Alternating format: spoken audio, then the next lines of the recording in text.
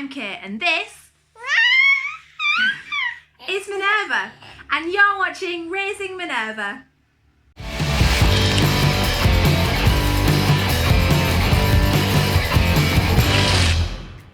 So today I'm going to talk to you about my home birth. On the 15th of March last year, I gave birth to Minerva at home, our beautiful daughter, and this is a story all about that. I'm going to try and keep it short and sweet, try and keep it shorter than my pregnancy video, so if you haven't watched that, please have a look in the comments below. I'll link to the description. So without further ado, here we go. Part 1. On the 14th of March 2018, I went to an appointment with my midwife for what's known as a sweep. So a sweep is where the midwife uses just her fingers to go around the amniotic sac and separate that, or just inside the cervix even, and separate and just kind of try and egg things on a little bit towards starting labour. So the 14th was the day after my due date. I was actually due on the 13th. So I could either decline this offer of a sweep or I could accept it. I was thinking that I might decline it on the walk up to the midwife, but I'd been pregnant a while and I was a bit fed up, so I was like, you know what, let's do it. Let's just see if it does anything. So my beautiful sunshine midwife, she did the sweep for me. Before the sweep, she did say, do you feel like you're in labour or anything? I was like, nah, I didn't feel anything. As soon as she put her fingers inside me to do the sweep, she was like, are you sure that you're not in labour? Because apparently, like, my waters were right there. They were bulging. They were ready to burst. So she said, I'm going to very carefully do the sweep for you. So she did. It was a bit uncomfortable, I'm not going to lie. It wasn't painful though, it was just uncomfortable. She had to be really careful because if she'd have broken my waters, I would have had to have gone to hospital rather than had my home birth. Excuse me, sorry, my hair's a bit of a mess. So she did that really gently and carefully, and we had a bit of a chat, and then she was like, just go home, let's just see what happens. So we did. I walked home in the ice and snow, and got back home to get on with the process of chilling out and just trying to kind of focus on trying to have a baby. So yeah, so that was the morning. So about lunchtime was when we got home. Part 2. So when we got home, we decided to have something to eat, and I really wanted to get comfortable and just kind of chill out. I knew that oxytocin and happy hormones, things like that, being calm, would help in having a baby. So I got on my birthing ball in the front room and I was bouncing up and down, jiggling. And we had some lunch, watching TV. Brendan was working from home, so he was sat downstairs with his laptop working, while I just got on with business of like jiggling, trying to get the baby out, using gravity to help my situation. We had all of our bags ready in case we had to go to hospital. We had all of our home birth stuff ready to go, all set up and ready to grab. So we were confident that we were going to be fine in terms of if it did happen today. So just like jiggling away. So that went on all afternoon. I did start to have surges, because we don't call them contractions, because surges is a much kinder word. So we were calling them surges. And I was having surges, but they were so mild that I didn't realise I was in labour. They felt like period pains. So I was just like, yeah, it wasn't really a big deal to me. I was convinced that I wasn't going to have a baby there and then, because it just didn't feel like labour. It was just a bit uncomfortable, but I was like, it'll probably stop, and then I'll have my baby in a few days or something. So that just went on for hours. There's not really much to report because that was quite a long process of that just going on for a while. And they did get a bit more intense each time. We were timing them, but we were trying not to worry too much about that. So we had like an app on our phone and I was timing them, but it wasn't too drastic that it was like accurate or anything, because I was just convinced it wasn't labour. So yeah, we just did that for a long time. So that's really boring to tell you, to be honest. There's not much exciting news there. But yeah, bouncing on my ball, watching telly, timing surges. That was our afternoon, really. Part 3. At some point, I think Brendan rang my mum, because she was another birth partner of mine, and said, like, do you want to come over? Because I think he was more aware than I was that I was going to be having a baby soon. I was still in denial a bit, like, nah, it's not happening. So I think my mum left work and was like, look, if I'm there and you have your baby, I'm there, and that's where you want me. If I'm there and you don't have your baby, that's fine. Like, it's not a big deal. Her work were fine with it. So she turned up, and that was the first I knew about it, was her turning up. And I was like, what are you doing here? And she's like, oh, you're going to have a baby. So I was like, oh, okay.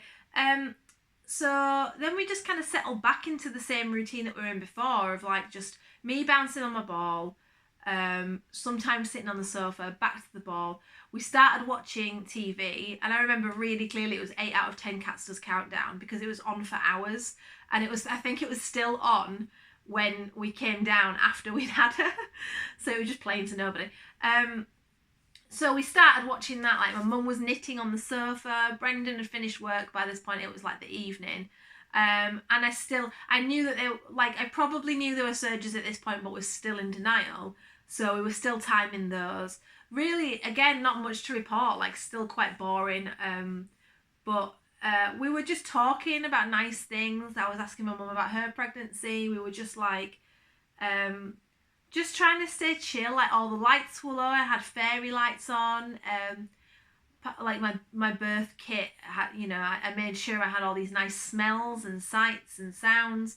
I think we'd been watching a little bit of like slow TV type stuff on Netflix earlier on as well. But the comedy really helped me, actually, watching Cats Does Countdown. Like, I think I just really, like, it's not even something I would normally watch as well. I think it was just easy to watch and was funny. So that's why that was on TV. So yeah, again, just like chilling, doing a bit more of that. But this time my mum was with us. I think we had some food at some point. Again, I can't really remember. A lot of women will tell you they can't really remember their births very well.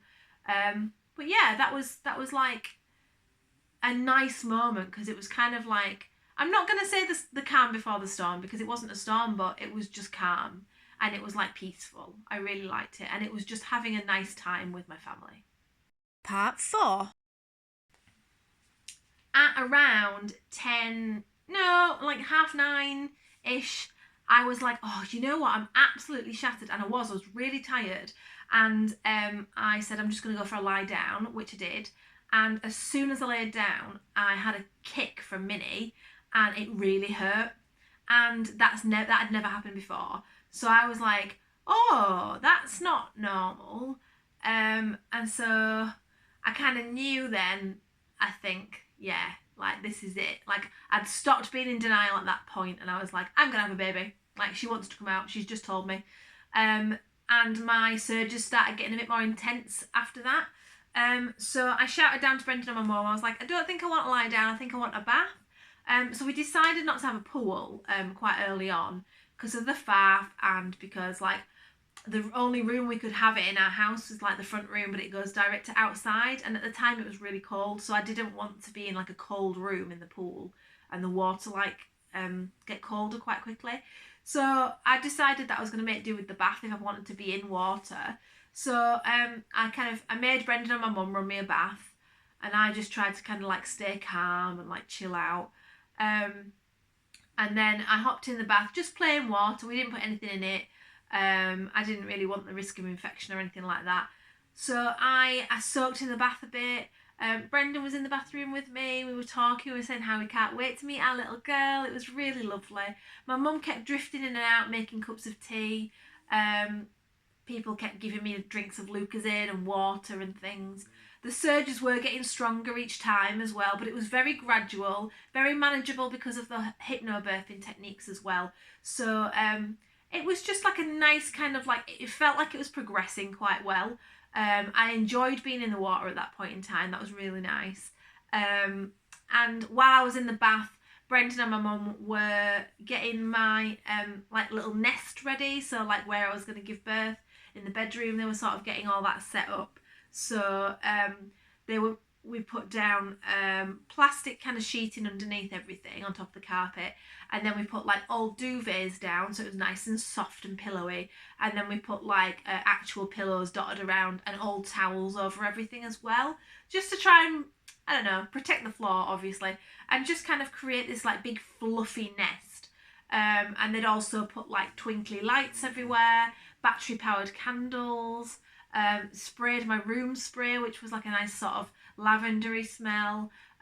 So yeah, they'd created a really lovely cozy nest for me, and it was like, oh guys, it was really nice. So whilst I was in the bath, they rang the midwives at the home birth team, who basically said, oh, it sounds like, yeah, she's in labour, but she's pretty calm, so ring us in an hour and have her take some paracetamol. So I took some paracetamol, and I started stayed in the bath for a bit. They were quite strong, the surges, but I was trying to breathe through them. I was making some noises through them, and that's what I felt like I needed to do. And then I think it had been half an hour, and Brendan was like, I'm going to ask them to come, because I think he was concerned that because we'd done the hypnobirthing, I was very calm, but was probably further along than they thought, because I was so calm, if you know what I mean. So so he decided to ring the midwives again, and ask them to set off and come to our house. So that was really exciting. Part 5. So I was still in the bath, and the midwives had been rung. They'd said that she was setting off. I think they'd had another birth that she'd gone to, so she was setting off straight from there, maybe to us, and was going to come and find us. So we felt good. The midwife was on her way. And I think I was getting a bit sick of the water by that point, because the surges were getting quite strong, and being in the water wasn't really where I wanted to be anymore. So they helped me out. Brent and my mum helped me out of the bath. Another element is I had spilt some Lucozade in the bath, and that was making me panic. So that was another reason why I wanted to get out. So I got out, and when I did get out, I had a really strong surge. So I just kind of held onto the radiator in the bathroom and swayed my hips while they finished getting the bedroom ready for me. And then they guided me through there. Honestly, guys, I was blown away by the beautiful nest that they'd created for me. It was just absolutely gorgeous. And it felt so right that was where I was going to give birth. It was wonderful.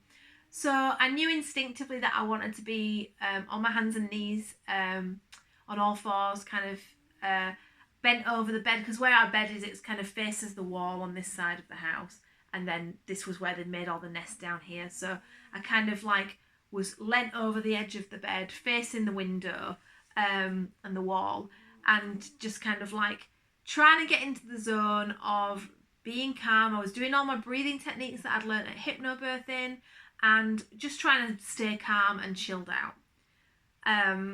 It was quite strong, the surges, so, like I say, they were very gradual, and I could manage them. You hear all the horror stories of birth. Oh, it's so painful. I mean, yeah, I'm not going to lie, it is, but you can do it. You absolutely can do it. There's no question about it.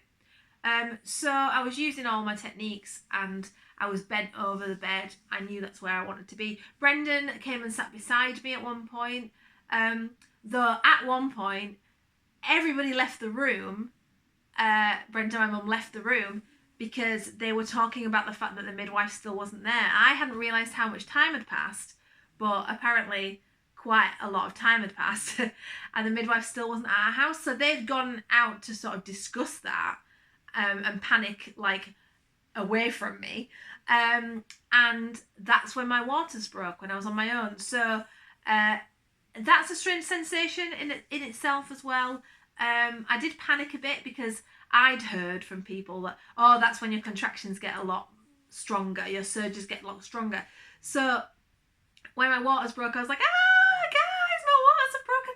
And they kind of very sort of neatly cleared up any mess that was there, which was a lot, I've been told. And And yeah, they were just with me then, and they did get stronger. The surges, they got a lot more intense, but again, nothing I couldn't really cope with. Using my breathing techniques, using visualizing, lots of calm scenarios, lots of happy scenarios. I was just trying to really keep that oxytocin, the happy hormones, the just be calm. I was trying to keep all that flowing. Adrenaline is your enemy in this situation, so I was trying to be calm. And that was really working for me. I really appreciated everything that I'd learned at hypnobirthing in that moment. So as the surges got stronger, I think I began to panic a little bit because I was acutely aware that the midwife wasn't there yet. So I was like, where is she? Where is she? I need some gas and air. I'd like some gas and air, please. And my mum was just like, I'm sure she's on her way. I'm sure she's on her way. So yeah, that was a little bit scary because I think I was also in transition, which is the bit that tells you can't do it.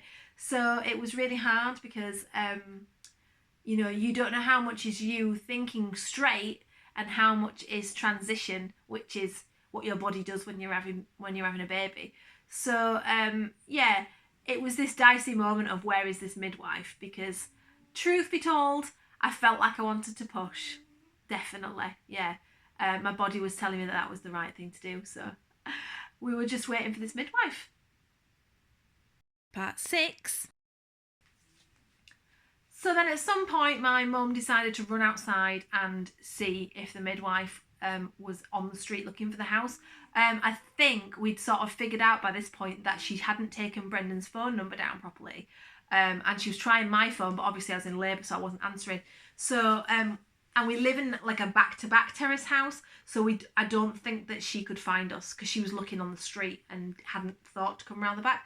So my mum ran out, and this was in the early hours of the morning. So my mum ran out to see if she could find a midwife driving up and down. Just as my phone rang and Brendan answered. So at the same time, the midwife was trying to find us. My mum was trying to find the midwife, and she came. The door went, and I heard a voice that I'd not heard before. So in my head, I was like, "Is that the midwife?" Like yelling, because by this point, I really did want some gas and air. Like I did want to take the edge off the intensity of the surges. So I was sort of yelling, and my mum was like, "Yes, it is. We'll be there 2 minutes," And I was really trying to draw like a lot of strength from within me and trying to just kind of like, I can do this. Like at the end of the day, I kept reminding myself, nothing is going to happen to me that isn't supposed to happen. My body is meant to have this baby, so that's what's going to happen. So that was kind of helping me stay like, woo. And then my midwife Shelley arrived, and in the bedroom, this can of gas and air just kind of like appeared beside me. And I did really need it by that point, not gonna lie. Some people can have babies without any pain relief. I wanted my gas and air. I really did. So she told me how to use the mouthpiece. And she basically just said, like, try and time it, try and remember to breathe it in, because it works best if you keep breathing it, and just go ahead. And I remember saying to her, well, do you need to check how dilated I am? I know that's a thing that you need to do. And she just sort of took a look and laughed at me and said, your baby's head is right there, you're gonna have this baby. So I was like, what? Like, I think in my mind it was going to take hours and hours and hours longer than it actually was. So that made me a bit more determined. It made me sort of think, I'm going to crack on with having this baby, and I can do it, basically. So I was on the gas and air. It did take the edge off the surges. It wasn't a magic elixir. It didn't make them painless. It just took the edge off them. And so yeah, so I was like caning this gas and air, like, yeah. And she basically said, like, do you want me to help you? Do you want to like listen to your own body? I had written a birth plan. She didn't have time to look at it, unfortunately, but she still managed to do everything that was on it. And I think that's just because home birth midwives are a little bit more in tune, maybe, with the kinds of birth you want at home, and that kind of hands-off approach. So I'd written that I did want a hands-off birth. I didn't want her to like be coaching me. I wanted to trust my body to do what it wanted to do. And that is exactly what she did. I cannot fault my midwife one bit. She was wonderful. My home birth midwife was incredible. Um, and she had the sweetest voice. She was so gentle and kind with me. And she really respected me and my body. And she just said, "You do what feels right." And to me, what felt right was to push. So I got on with the business of pushing a baby out. So it felt like a long time that I was pushing for. In actual fact, it was probably longer than I thought it was. um, but uh, it felt like I was just kind of pushing on my own for a while, which I appreciated. That's what I wanted to do. I kept putting my hand down to have a little feel of the situation down there. I could feel ahead, and that was really, really beautiful. I was just kind of like trusting my own body to take me through the process. I drew a lot of my strength from thinking really, not strange things, but things that I didn't expect I was going to think about. Like, there was a moment where I felt like I couldn't do it. And then I sort of said to myself, like, no, Kate, like, why don't you draw the strength from this network of incredible women all around the world that are giving birth at the same time as you? And I was like, where did that come from? Because I hadn't told myself that before I had my baby. It just sprung into my head, like, as I was in labour, like, there are other women doing this right now with you, and just tap into that, and get your strength from that, and I did, and it was kind of like we were all doing it together. We were all banding together and having our babies, and it was really beautiful because it was just in my mind. Like, I wasn't sharing it with everybody in the room. I was just like, that's where I'm getting my strength from, and from within me. So yeah, I was pushing, and that felt like it was going on a while. It was very intense. I was using my gassonet to take the edge off, and it was just this moment that seems to sort of freeze. Kind of, I remember it quite clearly, even though I was quite foggy brained. And it was just this beautiful moment where I was working really hard to have my baby. Part 7. So let's make this the last chapter because the rest happens really quickly.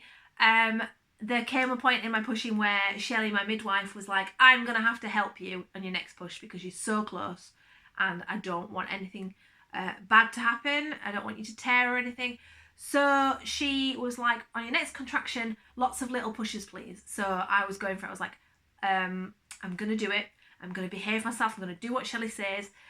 She did explain, "I'm going to have to get involved. I'm going to help you. I'm going to make sure the baby turns properly and, everything's kind of gentle, and we don't damage you or anything."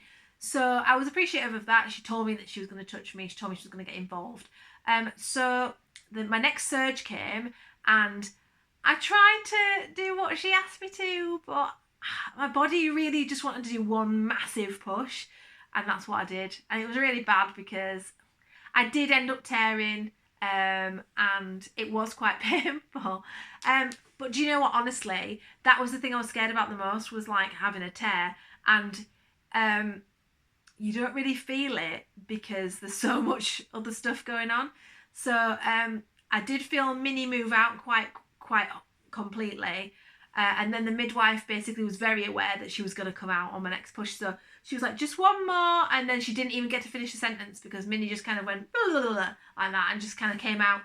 And I all at once felt completely overwhelmed. It felt like everything was over and that was it, which obviously is not the case. Like, there's loads more that happens.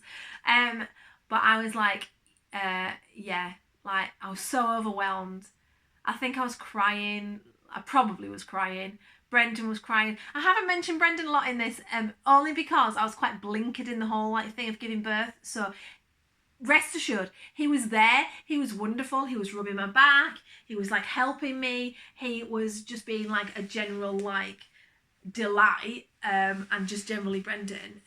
But my version of my birth story, I'm not going to prattle on about what Brendan was doing because it's a birth story and I was giving birth. So yeah, anyway, by the by, she came out, she was born, and Shelley caught her. And the first thing that was said to my baby was by Shelley the midwife, and I would not change this for the world. She said, "Happy birthday" to Minnie. And it makes me really, really emotional to think about it now. I feel like I could cry. Because it was exactly what it was. It was a happy birthday. That's exactly what we just had. A really, really positive, a really happy birthday. I wouldn't have changed it for the world. And that was the first thing my baby heard. Happy birthday. And it was so apt. It was like the perfect thing to hear. And she passed her up to me. I just grabbed her.